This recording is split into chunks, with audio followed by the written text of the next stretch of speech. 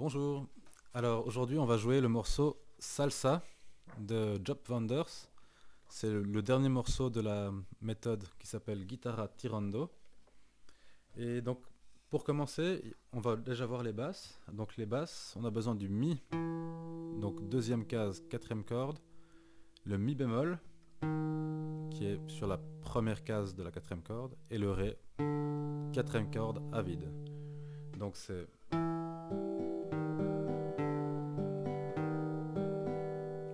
et ça commence comme ça, hein.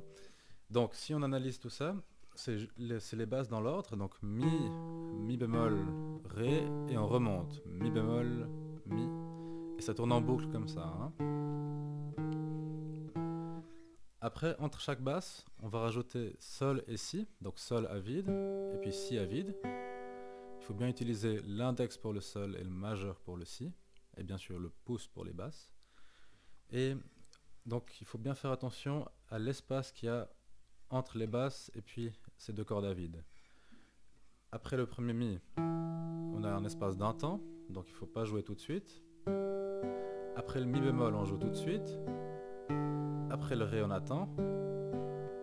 Après le deuxième Mi bémol, on attend. Et surtout, ne pas oublier d'attendre après le dernier Si qu'on a joué, hein. Donc ça donne ça.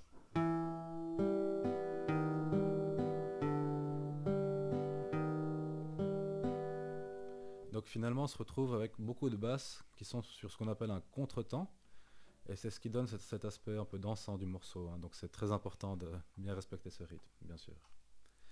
Alors, pour le début, c'est 3 fois ce que je viens de jouer. Et après, on arrive aux accords de la deuxième ligne. Donc c'est simplement des cordes à vide, hein, donc la base de Mi, le Sol, le Si et le Mi. Donc on joue tout ça ensemble avec P, I, M, A. Et il suffit juste de faire le rythme qui est marqué. Donc noir, noir, silence, noir, silence. Et on arrive à l'accord de Mi mineur.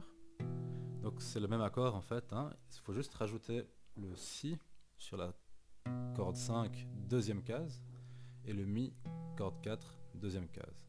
Ça nous fait l'accord de mi mineur, pardon. Et on n'a plus qu'à faire le rythme, donc ça fait croche, croche, noir. Voilà. Donc je joue ces deux lignes.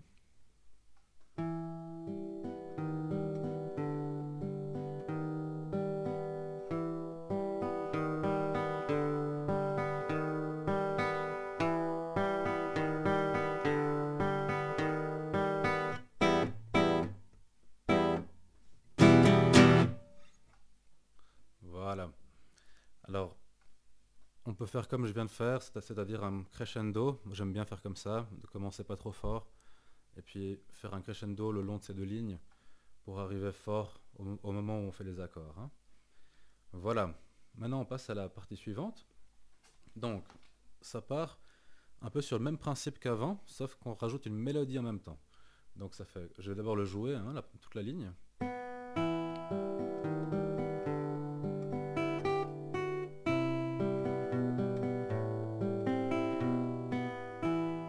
Et ça recommence une fois la même chose. Alors, on part avec le Si en levé, et on a le Mi, comme au début du morceau, hein. De nouveau le Sol Si, et la mélodie qui vient comme ça, Mi, Sol, case 3, Fa dièse, case 2, et là, on rajoute la base de Do cette fois-ci. Donc le Do se trouve case 3, corde 5. Donc si je répète jusqu'ici.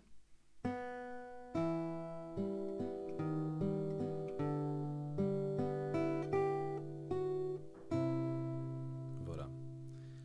Ici, il faut bien utiliser l'annulaire, hein. Tous les doigts de la main droite sont marqués sur la partition. Alors je ne vais pas les répéter ici, mais ne pas oublier d'utiliser l'annulaire de la main droite, parce que sinon ça devient vraiment un doigté qui est boiteux, hein. Alors, une fois qu'on a fait ça,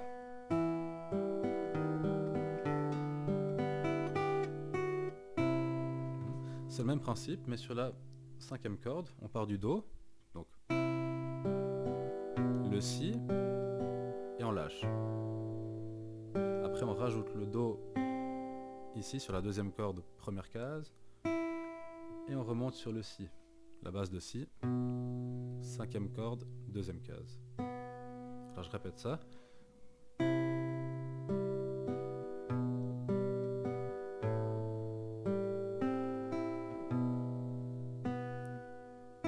Et ça repart comme au début de la ligne.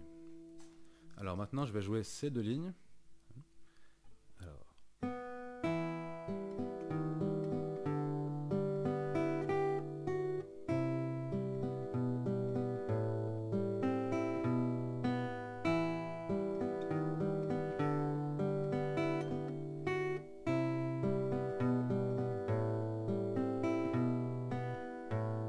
Voilà. Quelque chose qui est très important tout le long du morceau, c'est qu'il faut garder le doigt sur les basses quand on les joue, parce que si on les enlève, ça fait des trous entre les notes, et c'est beaucoup moins joli. C'est pas écrit comme ça d'ailleurs. Hein. Voilà. Maintenant on passe aux deux dernières lignes. Donc on est arrivé sur la base de La, donc la cinquième corde toute seule, et cette fois-ci on a besoin du Do hein, et du Mi qui se trouve sur la deuxième case, quatrième corde. Donc on commence comme ça.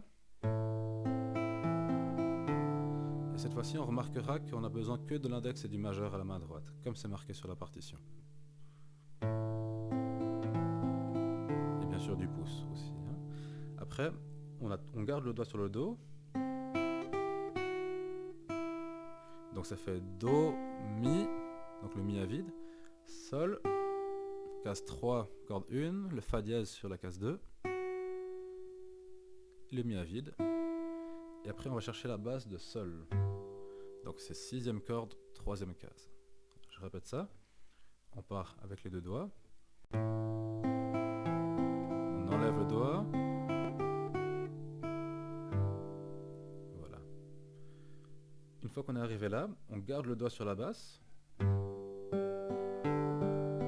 Donc tout ce qui vient après la basse de Sol, c'est que des cordes à vide. Hein. C'est Sol, Si, Ré, Sol, Si. Comme d'habitude, les notes qui ont la tige vers le bas, on le joue avec le pouce, et les notes qui l'ont vers le haut, c'est tous les autres doigts. Hein. Donc, on part du Sol, Sol, Si, Ré, Sol, Si, et là, pour passer sur la base de Do, on a juste à bouger le doigt d'une corde, hop, et on arrive sur la cinquième corde, et on complète l'accord en mettant le Mi. Voilà, donc si je répète ces deux mesures, donc je pars du Sol, et on monte. Voilà. On arrive sur un très bel accord qui s'appelle Do majeur 7. Voilà, donc je répète cette ligne.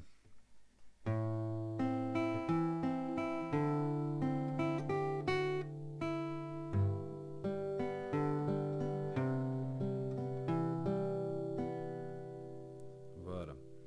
Une fois qu'on est arrivé là, la ligne suivante, ça commence de la même manière. Donc,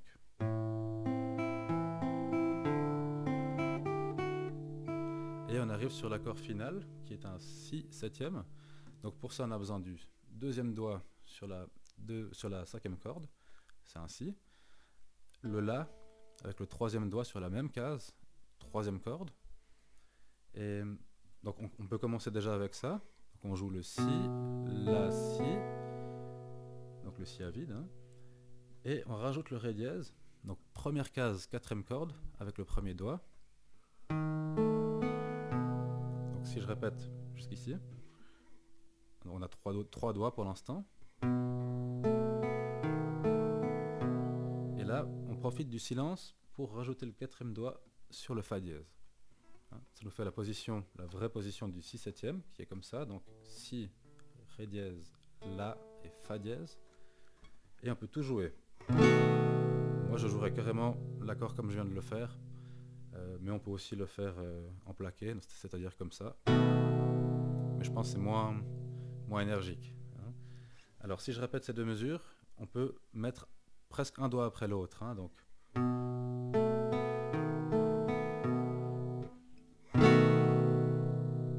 Voilà. Bien. Une fois qu'on est arrivé ici, si on regarde en bas, c'est marqué DC al fine. DC, ça veut dire da capo, du début. Et al-finet, ça veut dire qu'il faut jouer jusqu'à l'endroit où c'est marqué finet, donc c'est-à-dire à la fin de la deuxième ligne. Alors, pour terminer cette vidéo, je vais jouer le morceau en entier, et je pense que ça peut être un très bon exercice de jouer en même temps que moi. Alors, 3, 4.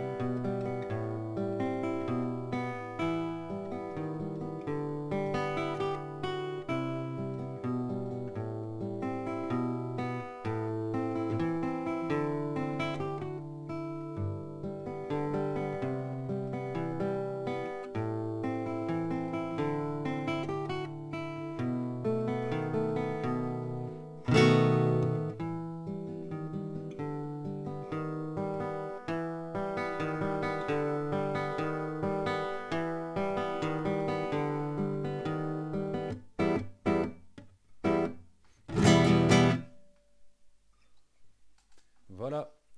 Alors, bon travail et à bientôt.